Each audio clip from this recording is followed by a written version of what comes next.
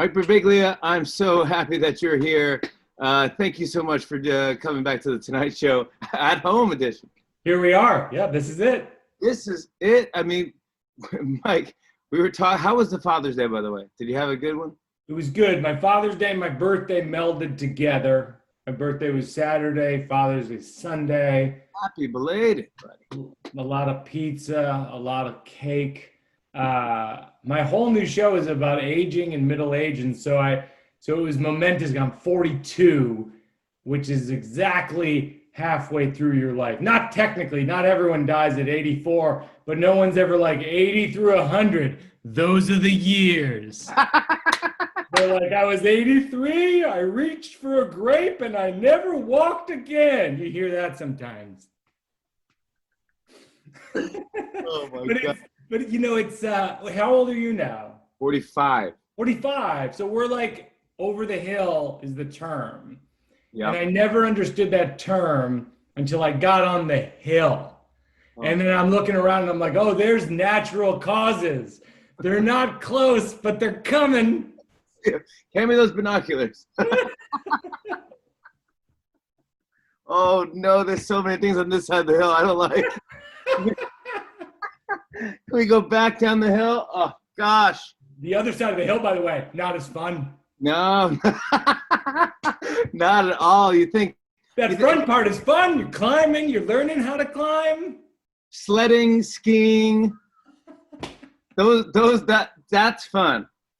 Anything like that. Walking down the hill for your life is not well, it's like Trump coming off the plane. It's like that's the hill. That's coming down the hill. Hey, can I see the cover of the book? I want to see. Oh yeah. It came out this week. Dude! The new one. Look at this. Wait, can I see the artwork? So the artwork is Wendy McNaughton painted it, co-designed by Crystal Saka. It's an Earth of Toys. That is so beautiful. Cool. Yeah, it's fantastic. So it's co-written by my wife. It's by J. Hope Stein, my wife Jen, and I will say this because it's sort of a he said she said about us having a child together, and but she writes poems, so it's a he said she poems. He said she poetry. Oh my gosh, was it fun working with her? It was awesome. I mean, I have to say, like, Jen is so talented, and it's like I'd have in my Word document when I was writing, like I'd have these beautiful poems, like at the end of a chapter, beginning of a chapter, and I would be like, I have to make it as good as that, you know, and it sort of like forced me to like raise my game. Oh, really? That's fun. You know what I mean? Like, I felt like you probably had it over the years at SNL when you're playing with different actors in the cast, and you're like, oh, I got to bring my game for this person because they're so good. I bet people felt that way about you too. But I know what you're saying though. But I mean, I had a great cast when they first walked in. It was, you know, Will Ferrell and Molly Shannon and Anna Gasteyer and Sherry, Chris Kattan. Yeah. Dude, everybody was good, and I was just like, I was out of my league. But yeah, that's how it felt. Jen was my Will Ferrell, is what I'm getting at. I feel like we could be brothers. Like, I'm looking at you next to me, and I'm like, brothers in a movie. Taxi 2, baby. Oh, dude, let's do this right now. I wish I had a pen. Come on, we could do this. We could play brothers. I could see us. I think so. You got the new one. I talked to you on our show when it was a Broadway show. That's right. So then it became a Netflix special. Yes. And now it's going to be, knock on wood, a best-selling book. It's going to be, and it's going to be a breakfast cereal, and it's going to be the home game. It should be the home game.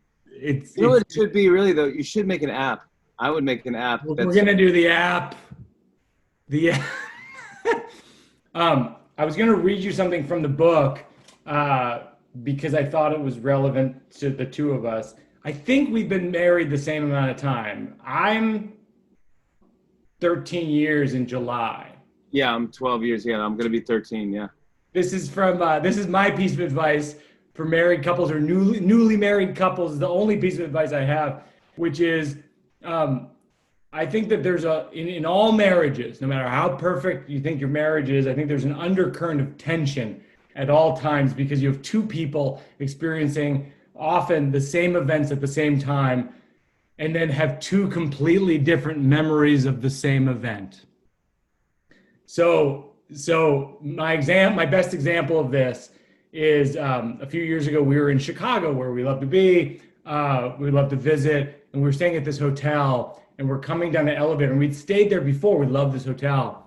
And I go, oh, I just remembered there's this cafe in the hotel that you loved the last time we were here.